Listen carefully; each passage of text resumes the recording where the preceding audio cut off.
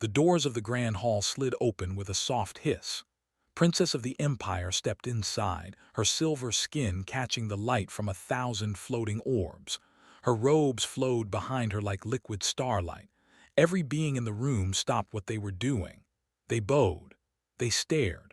They whispered among themselves about her beauty and power. Everyone except one human stood near the window, reviewing a data tablet. He glanced up when the room went quiet, saw the princess, and gave her a polite nod. Then he went back to his work. His assistant nearly choked on her water. She whispered urgently, tugging his sleeve.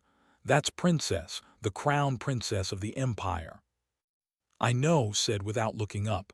"I read the briefing. You're supposed to greet her properly." "I will when the meeting starts." He scrolled through another page of treaty terms. "Right now I'm working." Across the hall, Princess's advisor leaned close to her. "Your Highness, the human diplomat seems unaware of proper protocol." Watched with narrowed eyes. In her 300 years of life, she had visited 200 worlds. Every species knew who she was. Every leader had competed for her attention. Kings had written poetry for her. Warlords had conquered planets in her name. Yet this human treated her arrival like it meant nothing. "Interesting," she murmured. The diplomatic summit began an hour later. Representatives from 40 species gathered around the circular table, sat in the human delegation section, flanked by two military advisors. Princess sat directly across from him, elevated on a platform befitting her rank. The ambassador began the presentation. "The Empire extends its gracious offer to humanity. Join our coalition. Accept our protection. In return, we ask only for your loyalty and access to your military forces during times of conflict." The other species nodded eagerly. Being part of the coalition meant safety. It meant respect. No one refused the Empire. Raised his hand. "I have questions." The room went silent again. Princess leaned forward slightly. "Ask," the ambassador said. "You want access to our military. How often would Earth's forces be deployed? What percentage of our fleet? Who commands them during deployment?" "The Empire commands all coalition forces," the ambassador replied. "This is standard. For other species, perhaps," tapped his tablet. "But humanity has a different structure. Our forces answer to elected officials, not appointed emperors." Gasps echoed around the table. Several aliens looked horrified. One couldn't help but glance at Princess, expecting her to order this human's execution. But said nothing. She simply watched with an expression no one could read. "Young species," the ambassador said with barely controlled anger, "you don't seem to understand the honor being offered." "Oh, I understand perfectly," replied calmly. "You want our soldiers to fight your wars. You want our ships to defend your borders, but you don't want to give us an equal voice in decisions. That's not an alliance. That's employment." "How dare you?" "I dare because my species didn't crawl out of our gravity well just to bow to the first empire we met. Stood up. We're interested in joining the coalition, but as equals, not subjects." The meeting erupted into chaos. Delegates shouted, advisors argued, grabbed arm. "Are you insane? You just insulted the most powerful empire in the galaxy." "I stated facts," said. "If they can't handle honest negotiation, they're not worth allying with." Through it all, Princess remained quiet. Her luminescent markings pulsed slowly, a sign of deep thought in biology. When the room finally calmed down, she spoke for the first time.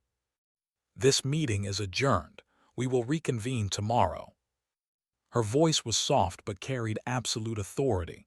Everyone filed out quickly, gathered his materials ready to leave. "Not you, human." He turned.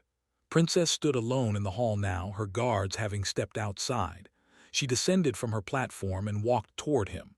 She was tall, nearly 7 feet, and moved with impossible grace.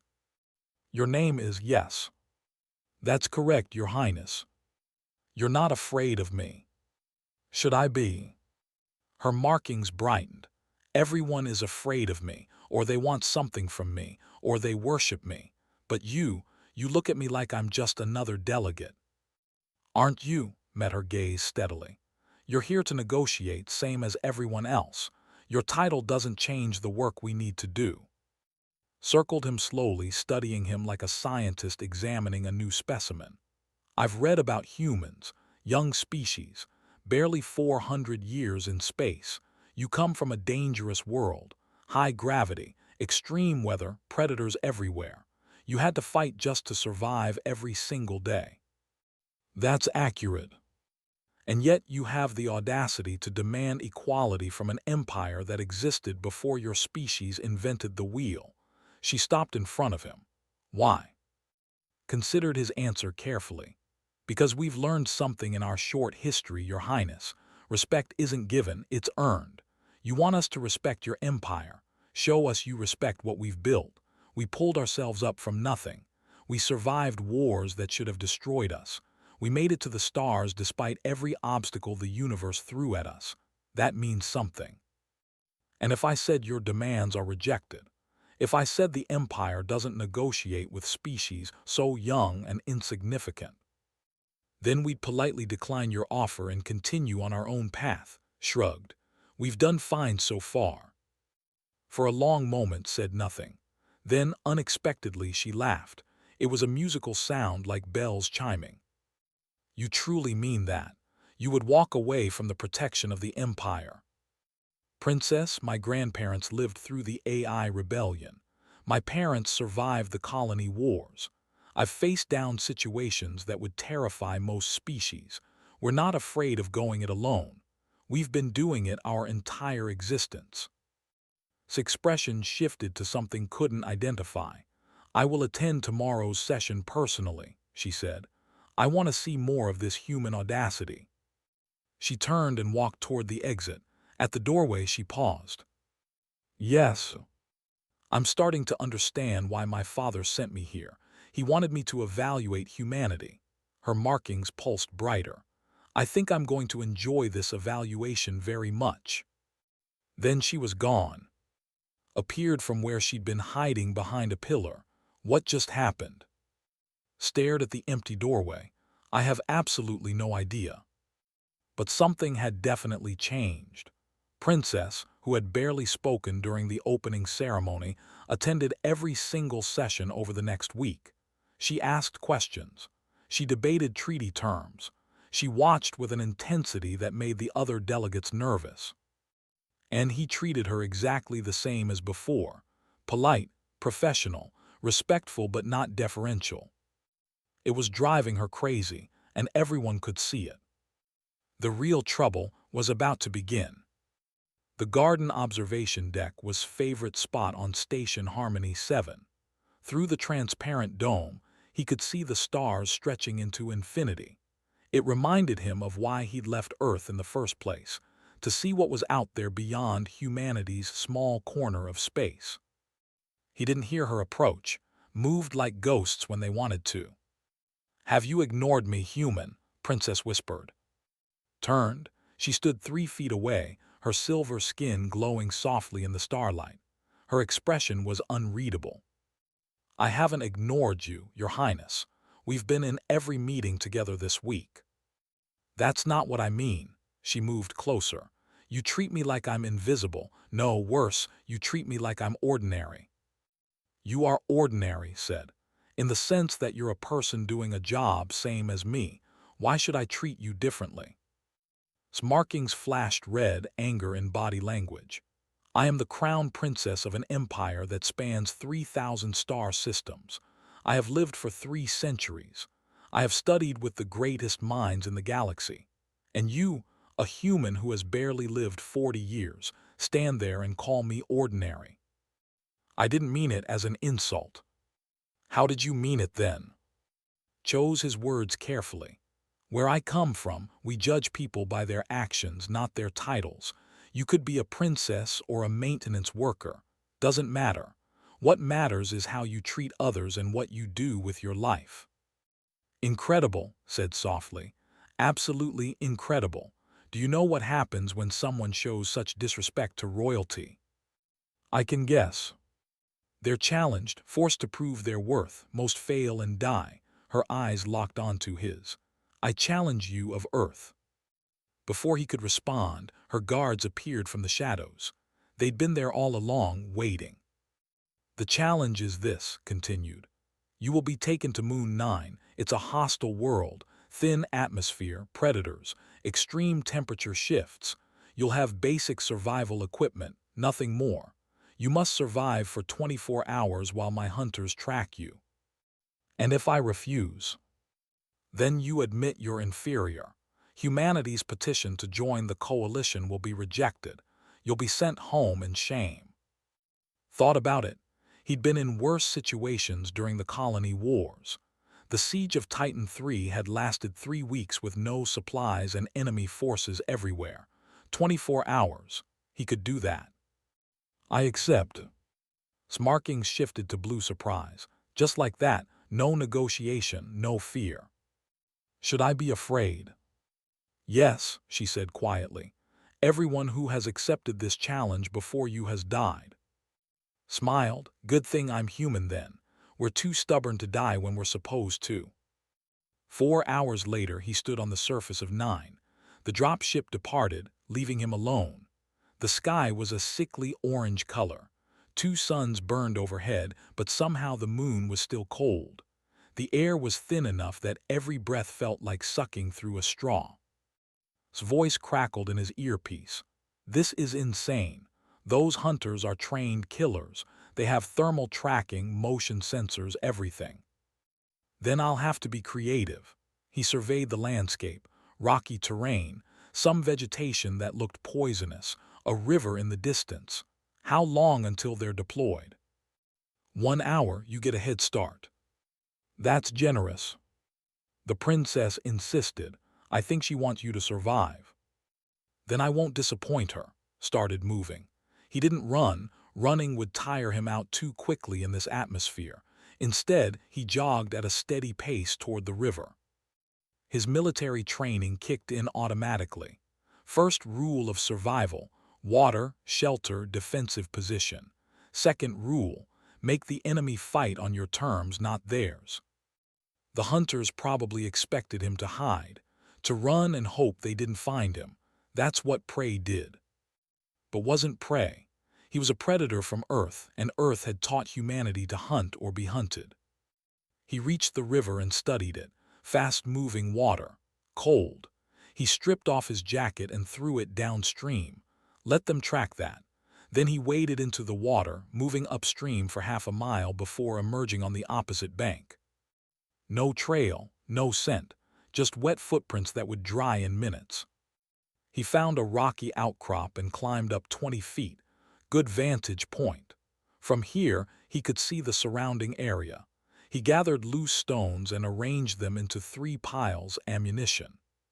Then he waited. The hunters arrived exactly on schedule. 3 of them spread out in a search pattern. They were good, moving quietly, checking their instruments, communicating with hand signals. They found his jacket in the river.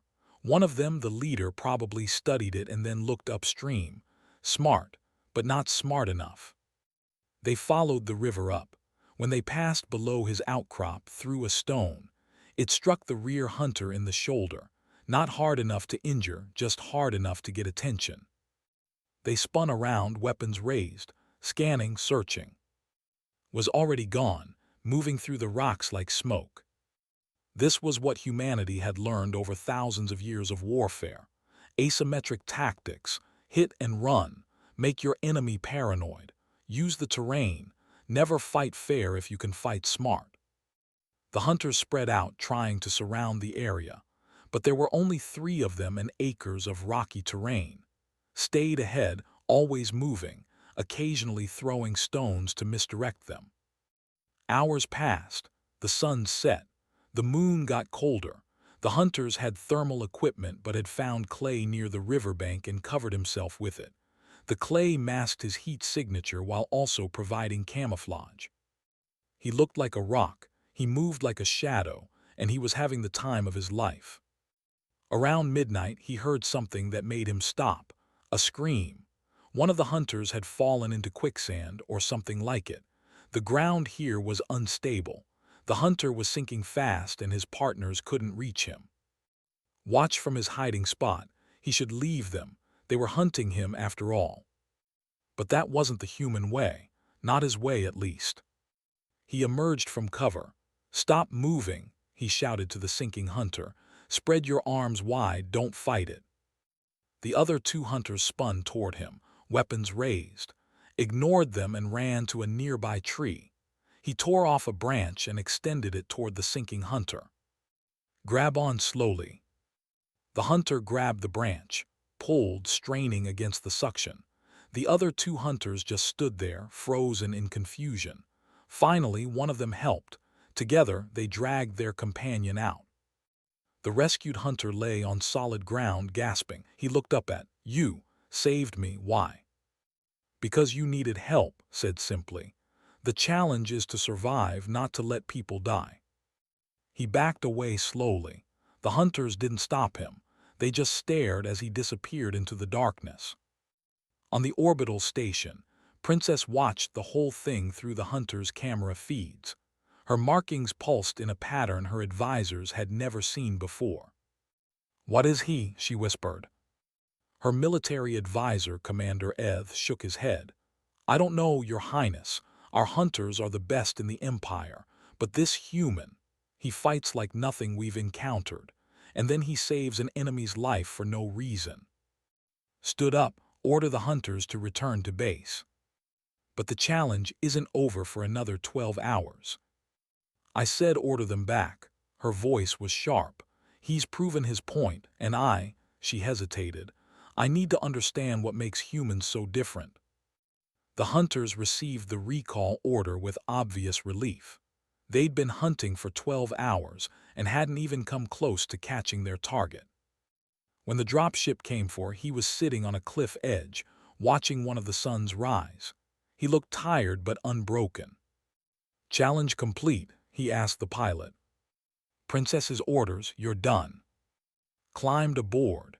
As the ship lifted off, he looked back at the moon. It had been a good test, but something told him the real test was still coming. Back on the station, Princess waited in the landing bay. When emerged, covered in mud and clay, she walked straight up to him. "Explain yourself," she demanded. "Why did you save my hunter?" "Because it was the right thing to do." "That's all, no strategy, no plan." "That's all." Stared at him for a long moment. Then she turned to her advisors. "I want everything we have on human history. Wars, conflicts, survival stories, everything. I need to understand this species." As she walked away, heard her mutter something in her own language. Who'd been studying went pale. "What did she say?" asked. "She said, perhaps father was right to fear them." Frowned. That didn't sound good. That didn't sound good at all. 3 days had passed since the challenge. Had expected things to go back to normal, negotiations, paperwork, boring diplomatic meetings.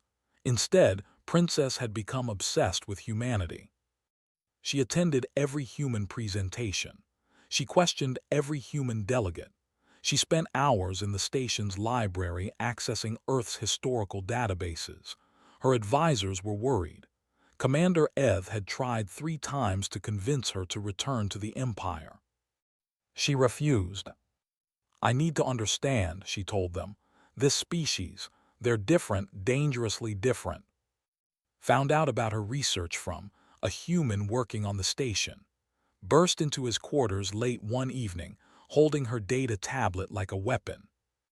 "Do you know what she's been reading?" demanded. "Who?" "The princess. She's been accessing our historical records. Military conflicts, the world wars, the nuclear standoff, the climate disasters, the AI rebellion, everything." Shrugged. "So, she wanted to know about us. That's part of our history." She watched footage from Hiroshima. She read survivor accounts from the colony wars. She's been crying. Don't cry easily. It takes extreme emotional distress. That made him pause. She's been crying. And then she goes right back to reading more. She's trying to understand how we survived all of that and still kept going. Sat down heavily. I think we scared her. Before could respond, alarms blared throughout the station. All personnel to emergency stations. This is not a drill. Void creature detected on approach vector. Estimated time to impact, 15 minutes. And ran to the command center. The main showed something that made his blood run cold. A void creature, massive, organic, and absolutely terrifying. It looked like a cross between a jellyfish and a squid, but the size of a small moon. Tentacles stretched for miles. Its body pulsed with bioluminescent light. "Why is it coming here?" someone asked. The station commander, an elderly named Al, checked his instruments. "It's feeding. The station's energy signature attracted it." "Can we outrun it?" "No, it's too fast. Evacuation protocols are in effect. All ships are to depart immediately." The command center erupted into organized chaos. Species from dozens of worlds rushed to their vessels. The military prepared to retreat. It was their protocol. Don't fight void creatures. They're too dangerous. Just run and hope it doesn't follow. Watched the evacuation on the monitors. Then he noticed something. There are still 300 people in the lower levels, mostly civilians. They can't reach the ships in time. "They'll have to take their chances in the shelters," Commander Al said grimly. "We can't risk the fleet. The shelters won't hold against that thing." "I'm sorry, human, but this is the protocol." Looked at the creature on the screen, then at the evacuation status. He made a decision that would probably get him killed. "Get in contact with Captain Minu." His assistant's face appeared on his communicator. "Where are you? We need to evacuate." "How many crew do you have on the Soul?" Minu, captain of Earth's flagship, frowned. 30, why? "How many would volunteer to stay and help evacuate civilians?" There was a brief pause, then Minu smiled. "All of them. What's the plan?" "Get to docking bay 7. We're going to buy those people some time." Grabbed his arm. "This is insane. That creature is a Class 5 void entity. Our weapons can't even dent it." "Maybe not, but we've got mining equipment on this station. And where I come from, we learned to make weapons out of whatever we have available." His eyes widened. "The plasma cutters, the industrial fabricators, we could modify them." "Exactly." Commander Al stepped forward. "Human, this is foolish. You'll die." "Maybe," acknowledged, "but those 300 people will live. Isn't that worth it?" He didn't wait for an answer. He ran toward the docking bays right behind him. They found Minu and his crew already preparing. 5 other humans had joined them.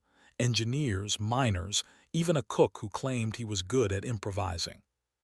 "All right," said, "you know void creatures. What's their weakness?" "They're sensitive to high-frequency radiation. It disrupts their nervous system." She pulled up a hologram of the creature. "But we'd need a massive pulse to affect something that size." "Can we rig the station's communications array to emit that frequency?" "Theoretically, yes. But someone would need to stay on the station to operate it, and they'd need to lure the creature close enough." "I'll do it," said. "No," everyone turned. Princess stood in the doorway. She changed from her ceremonial robes into practical combat armor. Behind her stood 3 of her royal guards. "I'll help." "Your Highness, you should evacuate." "I've spent 3 days reading about humans who stood their ground when any sane being would run, who fought impossible battles because someone needed to." Her markings pulsed bright blue. "I want to understand that courage. The only way to do that is to stand beside you." Met her eyes. For the first time he saw fear there, but he also saw determination. "All right, but we do this my way." The next 10 minutes were chaos, and the engineers rigged the communications array. Minu took a team to the lower levels to speed up evacuations, and worked together to modify mining drones into makeshift weapons. "Why do you do this?" asked as they worked. "You could evacuate, you'd be safe." I could, agreed, but I wouldn't be able to live with myself. Those people down there, they're someone's family, someone's friends. How could I leave them? Most species would. Self-preservation is logical. Maybe, but humans learned a long time ago that survival isn't enough. We need to know we're living for something worth saving. The void creature hit the station's outer shields. Alarms wailed. The whole structure shook. Creature is breaching Sector 7, reported. Tentacles are penetrating the hull. How many evacuees left? Asked. 70. Minu's bringing them up now. We need to keep it distracted. Activated the mining drones. They swarmed out, plasma cutters blazing. The beams couldn't hurt the creature much, but they annoyed it. It shifted focus from the hull breach to the attacking drones. It's working, shouted. Not for long. Those drones will last maybe 2 minutes. Turn 2. When I give the signal, hit it with everything the communications array has. She moved to the controls. Her hands trembled slightly. If we don't survive this, we will. But if we don't, I want you to know something. I understand now. What makes humans special? You're terrified, I can see it. But you're here anyway. That's not fearlessness. That's something stronger. The creature destroyed the last drone. It turned back toward the hull breach, tentacles reaching for the civilian shelters. Last evacuee is aboard. Minu's voice crackled over the comm. Get out of there. Not yet. Watch the creature on the screen. It was close now, very close. On my mark, 3, 2, 1, now. She activated the array. High-frequency radiation pulsed out in waves. The creature recoiled, its tentacles writhing. It screamed, a sound that shook the entire station. But it didn't retreat. It lunged forward, smashing into the communications section. It's not enough, yelled. Grab the manual controls. Then we'll get closer. He directed every remaining power source into the array, shields, life support, everything. The pulse intensified. The creature writhed in pain, pulling away from the station, slowly at first, then faster. It's working. Smarkings flashed brilliant gold, joy. But the strain was too much. The array began to overload, saw the warning lights and made a split-second decision. Everyone out, it's going to blow. They ran. Behind them, the communications section exploded in a shower of sparks. The blast threw forward. He hit the deck hard. Something heavy fell part of the ceiling. It was going to crush him. Dove shoving him aside. The debris hit her instead, pinning her to the ground. No scrambled to her side. Help me. Together they lifted the debris. His armor was cracked. Silver blood seeped from a wound on her shoulder, but she was alive. Did it work? She asked weakly. Through the broken viewports, they could see the void creature retreating into deep space, fleeing from the station. It worked, confirmed. She smiled. Good, that's good. Then her eyes closed. Carried her to the medical bay, refusing to let anyone else help. As the doctors worked on her, he sat outside, covered in dust and blood. Minu found him there. All civilians are safe. The creature's gone. We did it. She saved my life, said quietly. Yeah, I saw. Minu sat beside him. You know what this means, right? You just made an alien princess risk her life for humans she doesn't even know. That's going to cause problems. I know. Big problems. I know. Inside the medical bay, his eyes opened. She looked through the window and saw waiting. And for the first time in 300 years, she felt something she'd never felt before. She felt like she'd found something worth fighting for. The news spread across the galaxy faster than light. Princess, heir to the Empire, had fought beside humans. She had been injured protecting a human diplomat. She was recovering in the medical bay, and she refused to leave until the humans left first. The galaxy watched, and the Emperor was not pleased. He arrived 3 days later with half the Imperial Armada. 200 warships dropped out of hyperspace around Station Harmony 7. They were beautiful and terrifying. silver vessels shaped like crescent moons, bristling with weapons that could crack planets. Commander Al received the Emperor's message and immediately contacted.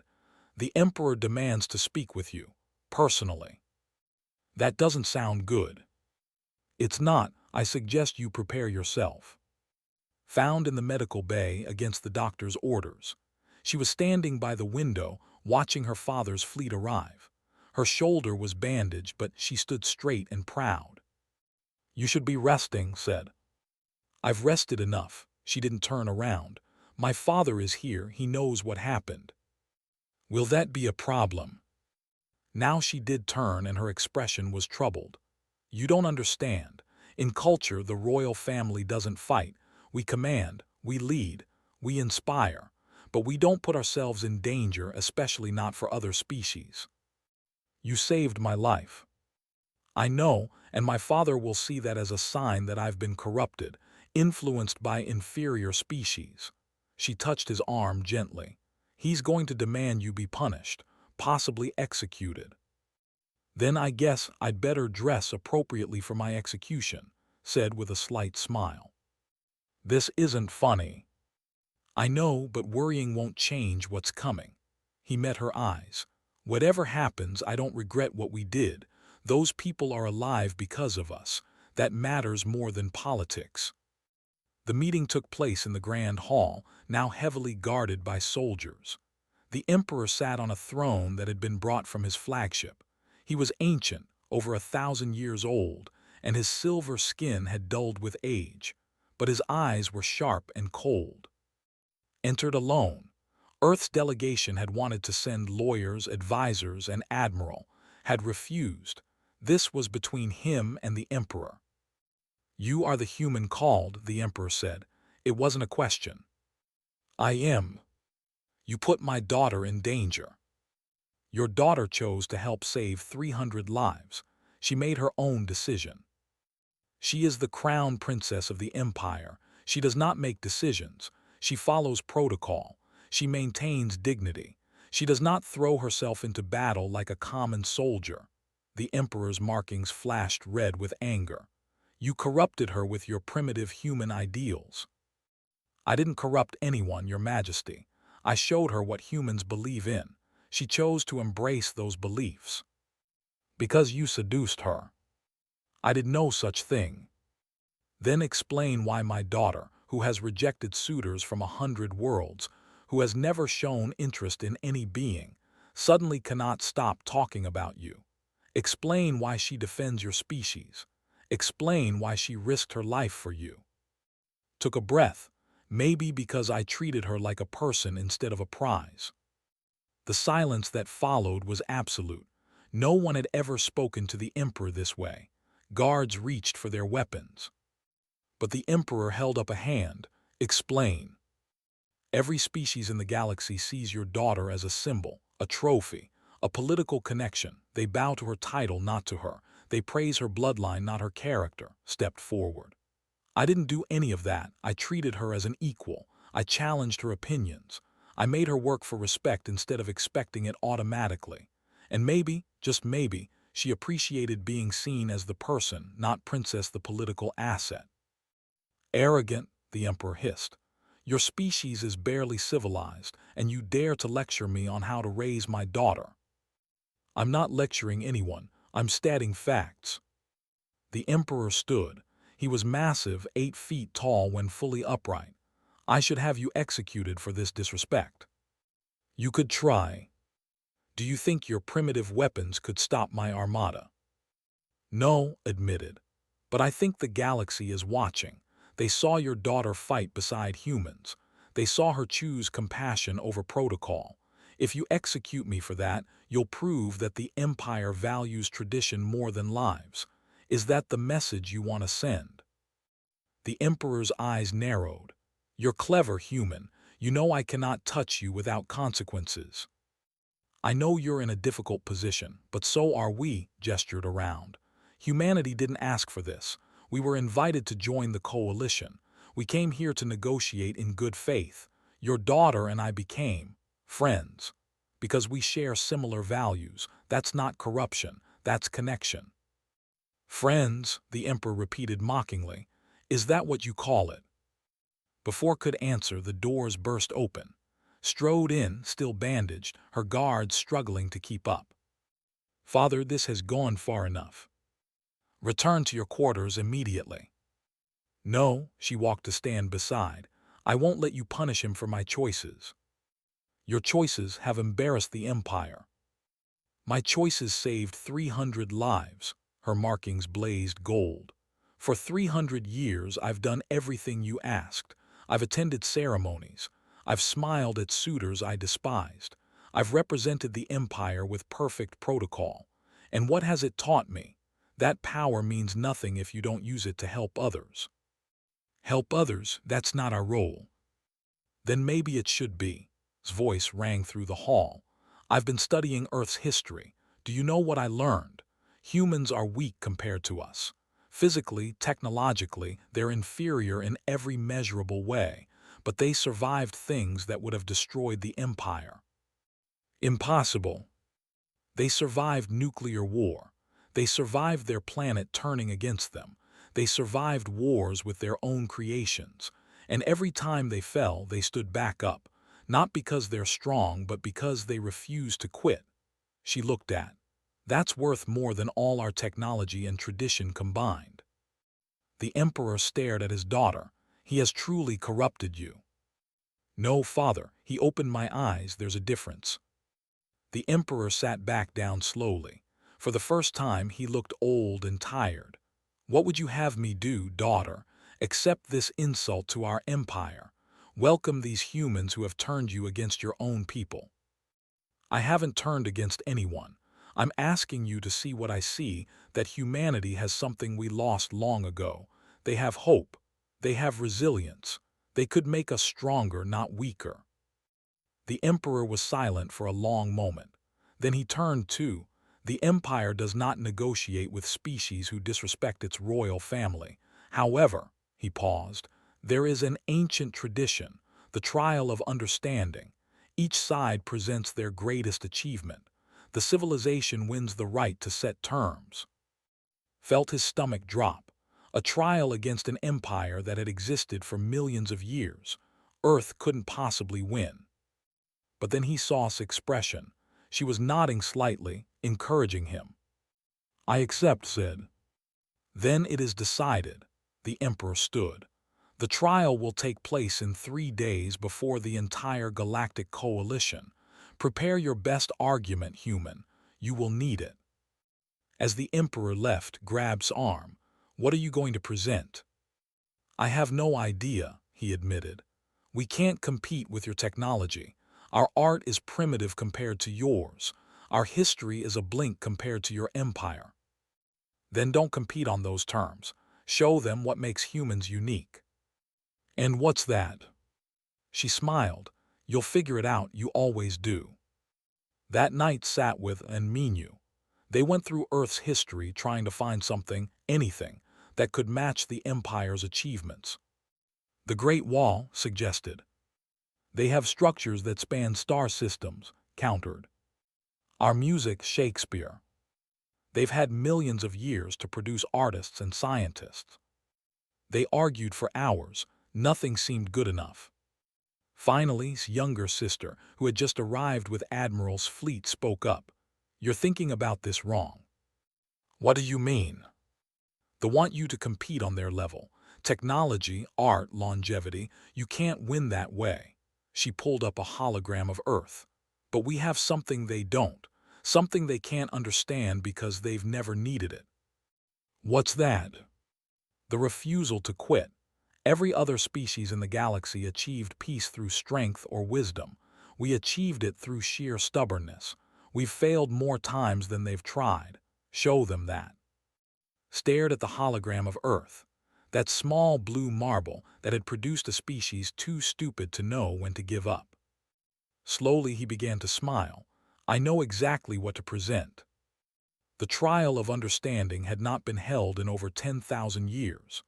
The last time, it decided a war between two ancient empires. Now, The entire Galactic Coalition gathered to witness a contest between the oldest empire and the youngest space-faring species. The venue was massive, a spherical chamber that could hold representatives from every known civilization. Holographic projectors lined the walls. At the center stood two platforms, one for the Emperor, one for humanity's representative. Stood on the human platform wearing simple clothes. No fancy uniform, no decorations, just plain gray pants and a white shirt, had suggested it. "You're not a king or emperor," she'd said. "You're just a human, show them that." The emperor wore robes that shimmered with embedded star fragments. His crown contained actual compressed matter from dead stars. He looked like a god descended from the heavens. The moderator, a neutral party from the conquered, announced the rules. Each side will present their civilization's greatest achievement. The coalition will vote on which presentation demonstrates superior wisdom and civilization. The winner sets the terms for humanity's inclusion in the coalition. The Emperor went first. The lights dimmed. Holographic displays surrounded the chamber. They showed the Empire's history, billions of years compressed into minutes, worlds transformed into paradises, technology that could manipulate space and time, art so beautiful that several observers began weeping, music that resonated at frequencies most species couldn't even hear. "We achieved perfect harmony," the Emperor declared. "No crime, no hunger, no disease, no war. We conquered entropy itself. We built structures that will outlast the universe. We created art that will inspire species not yet born. This is the achievement of true civilization, peace through absolute mastery." The presentation lasted an hour. When it ended, the chamber erupted in applause. How could humanity possibly compete with that? Stepped forward. His hands were shaking, but he hid it well. "Your Majesty presented an impressive achievement. Peace, prosperity, perfection. It's everything any civilization could want." He paused and looked around at the assembled species. "But I'm not going to try to match that, because humanity hasn't achieved perfection. We haven't conquered entropy. We haven't mastered the universe." He smiled slightly. "We're still figuring out how to get along with each other most days." Confused murmurs rippled through the chamber. Was he admitting defeat? "Instead, I want to show you something different. Something the Empire, for all its achievements, has never experienced." The holographic displays activated. They showed Earth, not beautiful Earth, not peaceful Earth. They showed Earth at its worst. Images of war. The trenches of World War I, where humans fought and died in mud. The mushroom clouds over Hiroshima and Nagasaki. The burning cities during the climate wars. The ruined colonies during the AI rebellion. The chamber fell silent. This was horrifying. Why was the human showing his species' failures? "This is humanity," said quietly. "We've been at war with ourselves for most of our existence. We've made weapons that could destroy our own world. We've fought over resources, beliefs, territory, and sometimes just because we were angry and scared." He showed more images. Concentration camps, genocides, planetary disasters. "We've failed, over and over and over. We've stood at the edge of extinction at least 15 times. We've done terrible things to each other and to our own planet." The Emperor leaned forward. "And you present this as an achievement." "No, Your Majesty, this is just context," changed the display. "This is the achievement." New images appeared. Humans pulling each other from rubble. Scientists working together to cure diseases. Engineers fixing broken ships with duct tape and hope. Colonists on Mars, terraforming a dead world one handful of soil at a time. After every war, we rebuilt. After every disaster, we adapted. After every failure, we tried again. His voice grew stronger. The Empire achieved peace by being strong enough that no one could challenge it. Humanity achieved peace by being too stubborn to stay down. He showed the Voyager probe, drifting in space with its golden record. We launched this into the void knowing we might never meet anyone, but we did it anyway because we wanted to say, we're here, and we're trying. He showed the first human steps on Mars. We went to a dead world and decided to make it live. He showed the memorial to the fallen from the AI rebellion. We fought our own creations and won. Then we taught them to be better. Now AIs and humans work together. Your Majesty, said, looking directly at the Emperor, you asked me what humanity's greatest achievement is. It's not our technology. It's not our art. It's our refusal to accept failure as final. He pulled up one more image, a child's drawing from Earth, simple crayon on paper. It showed stick figures holding hands under a yellow sun. A 6-year-old drew this after the colony wars ended. Her parents died in the fighting. Her home was destroyed.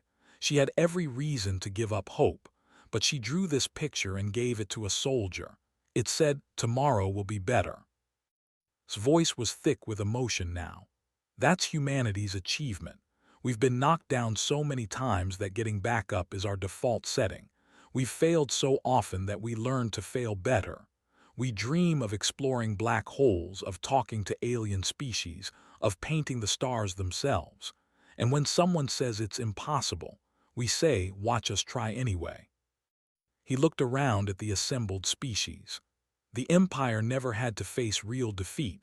You were always strong enough, always wise enough, always powerful enough to overcome any challenge. That's admirable. That's truly impressive. But humanity, he smiled. We face challenges we can't overcome, and we try anyway. We fail, and we try again. We get hurt, and we stand back up, because we believe, truly believe, that tomorrow can be better if we're willing to work for it. The chamber was absolutely silent. Your Majesty presented perfection. I present perseverance. You showed a civilization that never needed to learn how to lose. I show you a civilization that learned to lose and kept fighting anyway. He took a breath. You asked which civilization is wiser. I can't answer that, but I can tell you this. The Empire teaches species how to maintain peace through strength. Humanity can teach species how to find hope in darkness. Both lessons have value. Looked at Princess, who stood with her father.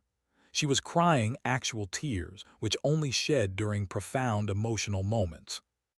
Your daughter asked me once why I don't fear her. I told her the truth. I don't fear her because I see her as a person, not a symbol. And I think she appreciates that because the Empire, for all its perfection, forgot something important. And what is that? The Emperor asked quietly. That every being, regardless of their species, their technology, or their history, deserves to be treated with basic dignity. Not because of what they've achieved, but because they're alive and they're trying. Step back. That's humanity's presentation. We're not perfect. We're not the strongest. We're not the oldest. But we're here and we're not giving up. Ever. The silence stretched for a long moment. Then from somewhere in the chamber someone started clapping. Then another. Then 100. Soon the entire assembly was on their feet except the delegation. The Emperor sat very still.